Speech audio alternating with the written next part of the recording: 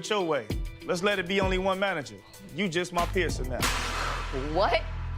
Awkward.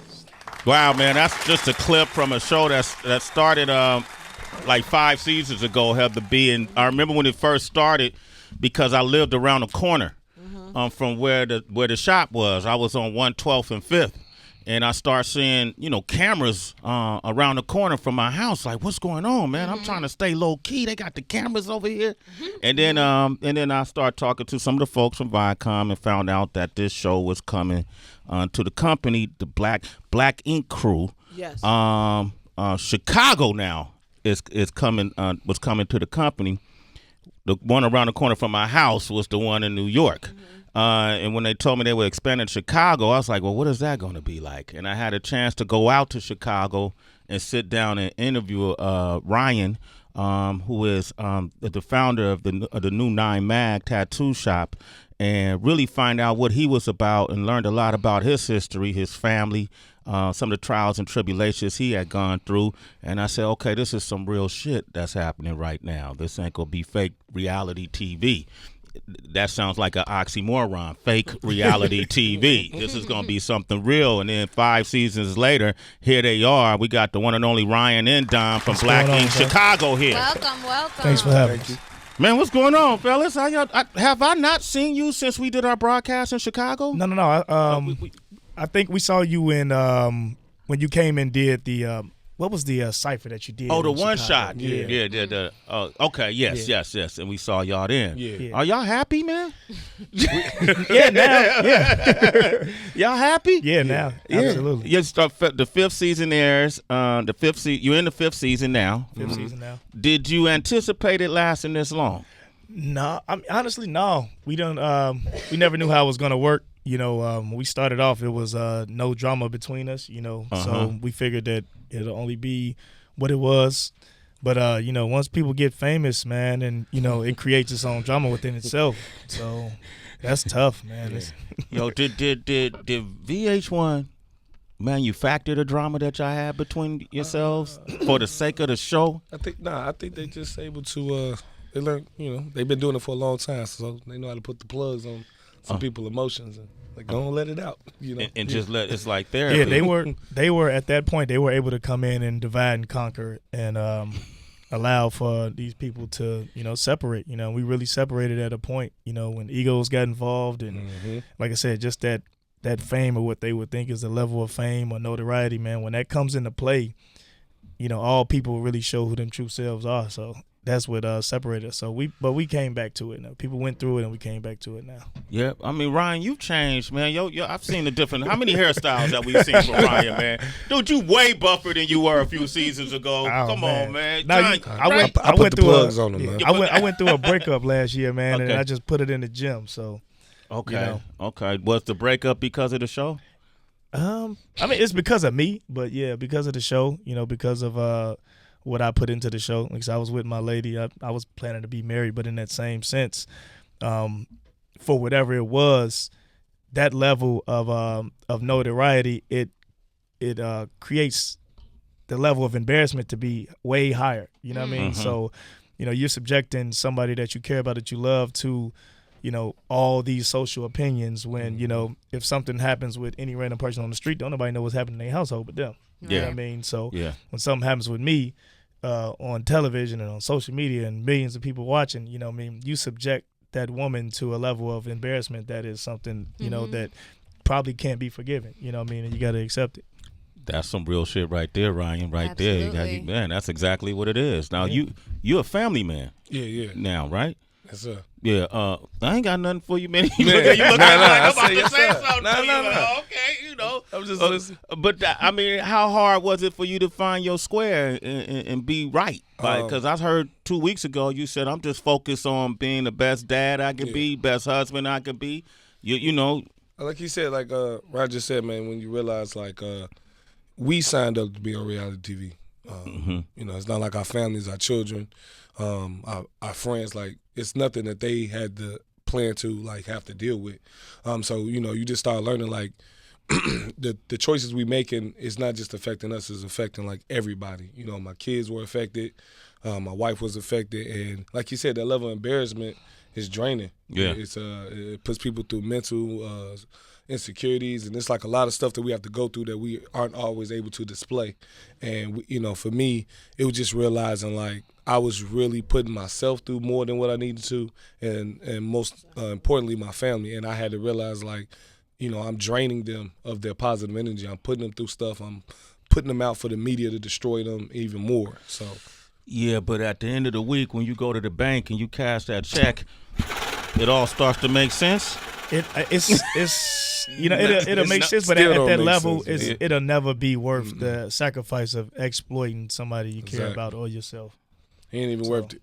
Yeah, shit, man. It's supposed to be a celebration, man. No, Season 5. We celebrate, man. We definitely good now. Yeah. I mean, it feel good. You have to learn, though. Yeah. You have to learn. It was the learning process. Was crazy. But what would you say then? Because I'm imagining then, because y'all watch reality television before you signed on, and it's easy to sit at home and say, yo, if I ever got on TV, I would never do that. I would never do that. But I guess once you get in, all these different things start to take place, and it sort of gets out of your control, maybe lack for a better word. So what would you tell somebody now sitting home trying to get on maybe Love and Hip Hop or one of these different shows? What would you say to them? That right there, that's the whole demographic. Somebody trying to get on that. You know what I mean? I was putting in the work being an artist, and I got the call. I didn't call them. I wasn't trying to do it. And even when it came about, I didn't want to do it, but I put these people together in the shop to be able to grow and to have a platform to grow bigger than what they were. And when something comes along that my hard work has allowed to be seen,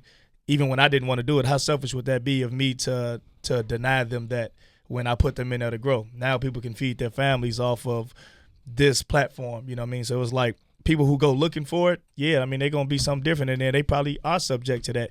But even still now, you know what I mean, we are at the risk of wherever your integrity is, you know what I mean? I can be kicked off the show if I don't want to do something that will jeopardize my integrity, but I'm not going to if that's what it's about. You know what I mean? I haven't thus far. You know what I mean? They bring certain different entities in, and people will act a fool. Yeah. You know what I mean? Yep. But that ain't me. That's not what I'm trying to put out about the brand or about me or my city or anything in between. So we have a different demographic on our show than most reality shows with that. You know what I mean? And sticking to that. And then you just like he said, like 90% of ours, 90%, almost to 100% of just all the seasons have been real emotions, real drama, real situations and roads we had to walk. So like you said, for those people that's searching for it, and you willing to create a character so that you think you want to be popular for the gram, or this gonna get me, that one big party I need to be at around these celebrities and all of that, and I'm gonna get my glow up. Like you actually kind of more so playing yourself, because really the energy that we exert in trying to keep each other uplifted going through this is a lot. So if you're a person that's fine with destroying yourself or destroying your family or friends, then that just shows the type of person you are. Personally, we didn't expect to have to get this deep into our families while doing this show. We expect to do around the shop drama, a bunch of drinks and parties and arguments. That ain't what they do. We wasn't. We didn't expect it to go to the limit that it did. That far, And so we just, if I can give anybody any advice, ask Stay yourself. away. Ask yourself. Not to do it. Yeah, that's what I just We wanted in it some now. solid. I mean, because we got to take our breaks when need be. Because like I said, now it gets just seen as that, because the show that comes on before us will have people who doing that on purpose. The show after us has the people who doing that on purpose. The whole network will have shows that is doing this on purpose, and these people are there to be like, hey man, I don't want to do it. They be like, all right, if you ain't gonna do it, get off the show. Okay, wait, I'll do it. Just you know what I mean? And when you sacrificing your integrity for that, then that's something different. We just trying to show that, hey, it's some realer stuff going on through that, with a little bit of the entertainment riff-raff. But what's mostly going on is, like I say, when I first met Sway, it was him coming to the city and seeing what was what. And at that point, all they knew, like they had to make a movie about what was going on in the city, and all they knew was about shoot 'em up, kill. But he's seen I'm a real dude from that, and we are able to show that, hey man, there's people here who are actually businessmen, actually got some sense, and I want people to see that, even if it's through this platform. Okay, Ryan and Don are here from Black Ink Crew, Wednesday nights, 9 p.m. on VH1. So is the end game, when you're just looking, 10 steps ahead, is to stack up now from the show and then be out after a certain season? Not so much about be out. It's just about growing with everything. I mean, if you just getting checks and money to go do what you're doing, then anything that you're doing is crazy. You know what I mean? I'd be working at McDonald's and stacking the same way for what my end goal is.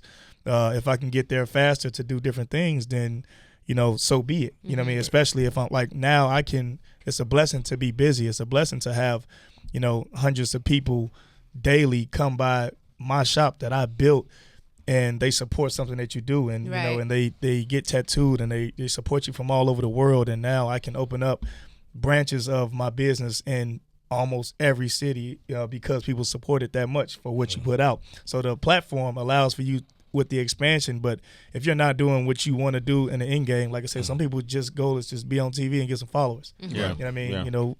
We got something completely different going on over here. You know what I mean? So the journey is just really, like you said, it's just to take this journey, and at the end of it, we want to be able to say like through that opportunity we had, look at what we gained at the end. Not just like you said, not just to say we popular, not to get these few little checks.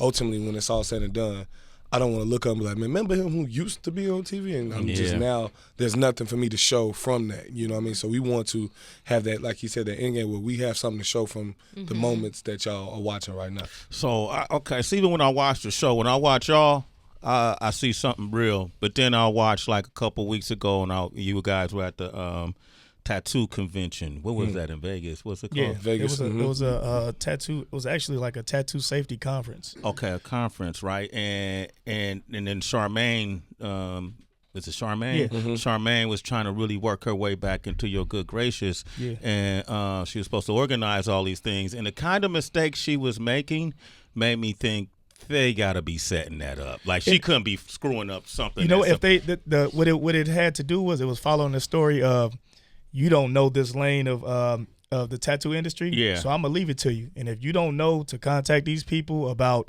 bloodborne pathogens, you don't know about contacting these people about licensing and CPR, and each and every person has to have it, or which paperwork has to be had. And if you're not taking the initiative to get up and go do it at a certain time, then it's not gonna happen. You know what I mean? And it's gonna show that you're gonna fail. But if you're here to just say, hey, I'm gonna do something, they'll leave it in her hands to try it. And if you don't do it the way you need to because you was partying last night, so be it. And that's why she was asleep on the floor? Yeah. When you found her asleep on the floor with her phone. So that shit is real. She was back there asleep. That kind of stuff would be embarrassing. Like, because walking away from the show, if she wants to do business, your only reference is you're the person who... Everything that you can either... It's just said as if you don't want it to be shown, don't do it. Don't do it. So at that point, you have to know, like, hey, I'm not even finna fall asleep back here. I'm not finna, it's certain things you got to say or you got to do or lack thereof if you don't want it to be out to the world like that. Or if you on reality TV, if you feel like that's the entertainment and you cool with doing the entertainment part of it, then that's that too. That's that too. You want to do that shuck and jive, huck a Yeah, buck, you wanna, slap your you knee wanna and do play the banjo? watermelon shoot dance, you can do it on top of the table. Cool, man. All right. Play the cornpipe. Right. Playing the spoons for them. You know what I mean? Hambo, have you heard? I love your hat, Black Art Dealer. Absolutely. Let me ask you, in this occupation, how have you seen the complexion change since Black Ink Crew Chicago came on TV? Are you starting to see a lot more people of color in the business, or were they already there? Yeah, you know what?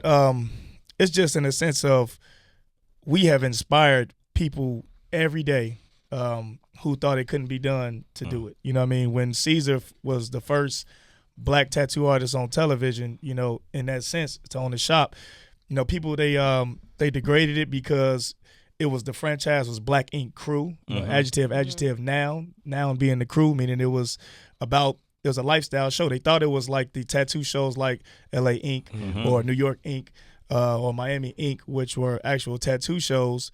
But when it came to the crew show, it was about the people who happen to work in a lifestyle and who happen to work in a tattoo shop. So when they saw the drama, they instantly connected it to being, that's just how black people do. You know what I mean? So when I got my chance to do my side of it, I tried to show something a little bit different from it. But collectively, we have inspired a nation and a culture of people who feel like, man, I didn't think I could be a tattoo artist, or we really get turned down for apprenticeships, and people won't try to teach us because they feel like we just, the bad stereotype of it. And we still only represent, which is sad when you see it, is only like 4% of the industry. It's predominantly 4%. white 4%? and Latino. Yeah, so that's up from 2. You know what I mean? And that's like I'm going to the Philly convention tomorrow. My team is already out there, but we might be out of literally like about 2,000 different shops. We might be one of 40. One of 40. You know what I mean? Don't let Charmaine do the setup. No. Okay. She's back on television. My real team. You got a lot of great energy, Charmaine, but that wasn't the best. You see that? Look, she was late for that one. The convention ain't till tomorrow, and my team is out there yesterday. They're already there. Okay. This question is for both of y'all. We've been having a discussion about money versus integrity. So if somebody came into the shop and kind of wanted a piece of art that you personally were opposed to, do you tell them no, or do you just take the money and just give the client whatever they want? How does that work? Well, I can speak from just the booking aspect. Yeah.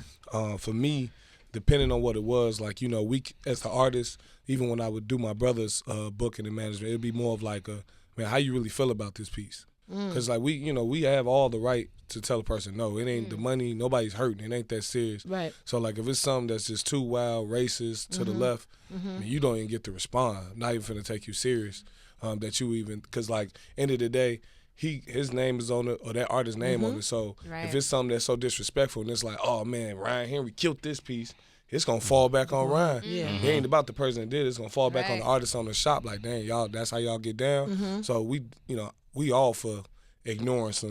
What's some the stuff. wildest request that you received? They come like crazy. It's just that, it's about whether you, like I said, it's really money versus integrity. The demographic of the tattoo industry and the shops is we trying to get all the money. So you got shops that are open to the public and they take all walk-ins and they do whatever people say just to get the money to drive revenue in there. I built my business off of exclusivity, meaning that the shop that I built was based off of how I did it when I was just in the private shop. You know what I mean? So I don't tattoo everybody, and it's not open to the public. It's by appointment only. Nobody had seen that before, but it was about not having that much accessibility to anybody just coming in and saying, oh, I want this. Like, no, I'm not tattooing a pussy, or I'm not finna tattoo your ass with butterflies just because you want it, because I'm a black artist. So when I first came out, people gonna look at it as just like, man, these the nigga artists, they doing whatever. Like, no, I had to teach a whole culture of people about the art of it, who only thought it was the $60 you got left over from your check just to get tatted. I'm teaching these people about how art means something, and this is why it costs more. And I only tattoo the things that inspire me artistically. So when I turn down the names and hearts and stars for the bigger pieces, and people be like, oh, Ryan, don't do that. You know what I mean? So now they know when it's coming in, it's like, man, Ryan's not even going to do that because it's not art. That's you know real. what I mean? Well, take it down the street. Go get it from somebody else. You know what I mean? Like them white shops, they'll do you real quick. You know what I mean? But the way that we do it is about still teaching the culture about the art, and they learning and they understand it. I was in the hood having to teach people about this. Like, they're like, what you mean? What's a koi? I don't know about no Japanese art. But when you tell them, now they know what they getting, and then they putting value to their skin, and it means more. And that's your walking business card. Ryan Henry, ladies and gentlemen. Wow. I'm mad at this guy. Yeah, I taught him everything you know. Don, you a good dude, man. You be looking out for your people, man. I can appreciate that. Anybody tune in right now, if you're into ink, you got tats, maybe you're an artist yourself, you have any questions, these dudes have been extremely successful. Very proud of them. 888-742-3345. We even came up with a game, man. DB and I was in the office just kind of like, how can we put these dudes to the test, man? And DB, you want to tell them what the game is, man? All right, so we do a game called Battle of the Best, and this one involves Battle of the Best rapper tattoos. Okay, you're rich, you're famous, and you're probably pretty good at what you do. I'm gonna show you how great I am. But we want to know who you would pick between the greatest matchups of all time. It's the Battle of the Best on Sway in the morning. That boy is good. Black Ink Crew Chicago, Wednesdays 9 p.m. They're here. These guys would know. A lot of dudes got some stinky ass tats on their bodies. All right. Damn. All right. So Pull who's one, the first and then one you pull one, and then you you guys can Don, who you pull? deliberate. Who's that? Who's the artist? Who's the artist? Yeah. Is that David Banner? David the Banner. Mississippi Show the back camera tattoo. the photo. It's a Mississippi okay. back tattoo. And then who you got right there, Ryan? I got a game Game. His Okay. face with Cool. his face LA tattoo. Okay, so if you guys had to be judges and say which tat walks away with, in your opinion, the best tat, which one would it be? I have to give it to David Banner on that one, just with it being the larger representation of the city. You know what I mean? But it don't take away from Game with his L.A. joint. I think it was the first one was a. No. It was L.A. first, and then he sent it to the Butterfly or something. But I'm not a big fan of face tattoos, but it's still it's your representation. Plus, like I said, that LA logo mean a lot to everybody out there. You know what I mean? So, but you have to give it to David Banner. I'm gonna give it to David Banner. Okay, cool. That's fair enough. All right, cool. All right, let's dig. Let's dig again. Next one. Let's dig again. Don didn't really say nothing, but let's go ahead. Cool. Okay, it's cool. I agree. All right, who you picked there, Ryan? I got LL with his mic. LL2 has the Rock the Bells station here at Sirius XM. Channel 43, Rock the Bells Radio, LL. He's an icon. That's Jaru. That's for real.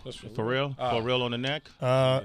Oh, I love that. Okay, go ahead. What you guys? I got to give it to LL. You know what I mean? Just being the legend for what it is. This is one of the original. I probably copied this tattoo idea, early on in my career 10 years ago.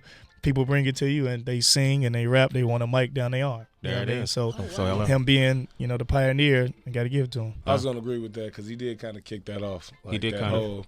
You know what I'm saying? That tattoo. And this one, tattoos was starting to become popular. So I remember going home getting a tattoo for the first time. My mom was like, what the hell is you doing? This 30 years in the game. You know what I'm saying? Not to knock Pharrell at all, though, because he 80 years in the game. That boy don't age at all. So. Yeah, LL, Cool J. It's hard as. All right, let's do one more. I'm glad y'all said LL because I didn't want to get a phone call. Sorry, yo. Who else you got? Okay. Your boy Nick Cannon, man. Nick Cannon. I got Lloyd Banks with the back tattoo. Ooh. They both got back. Yeah, the back tattoo. Pause. Don, who you gonna give it to? Man, pause again. Who you gonna give it to? I ain't gonna lie. Like I can't give it to Nick because the name tats. Like I got. He covered it up. I had to get one cover myself, and it was like, what are we doing when we do this? Put the girl name on you. Put the girl name on you. It's you be blowing it. Yeah. So, I can't give it to him on that one. Okay, cool. Yeah. So Mr. Cartoon did this one on Lloyd's back. Yeah. It's an amazing. So definitely got. It represents your city. You ain't gonna cover that up. He covered that Mariah up. So that's what's up, man. Okay, so there it is, man. Battle of the best, man. You guys were good with that one. We got Tubbs on the line from Chicago. Tubbs, what up? Tubbs, what's poppin'? Tubby. Yo, what's up, Sway? What's up, Black Ink Crew? How's everybody doing? What's going on? What side you from? Southside Chicago, man. Southside where? I'm a Pilsen. Pilsen? That's where you're from, Lacuna. No, that's where I work, man. I said, where you from? I'm from the South Side. But yeah, shout out to South Side. Shout out to Chicago, bro. I'm just rocking. Yeah. I just want to say, man, I appreciate you on there talking about how artists need to value the work. I'm an artist myself here in Chicago. And what advice would you give to up-and-coming artists, new artists that are starting to put their work out there in different like social media platforms and, for them to kind of grasp inspiration and then how they can learn to like value their work? I know you were speaking about valuing your work. I think that's super important in today's game.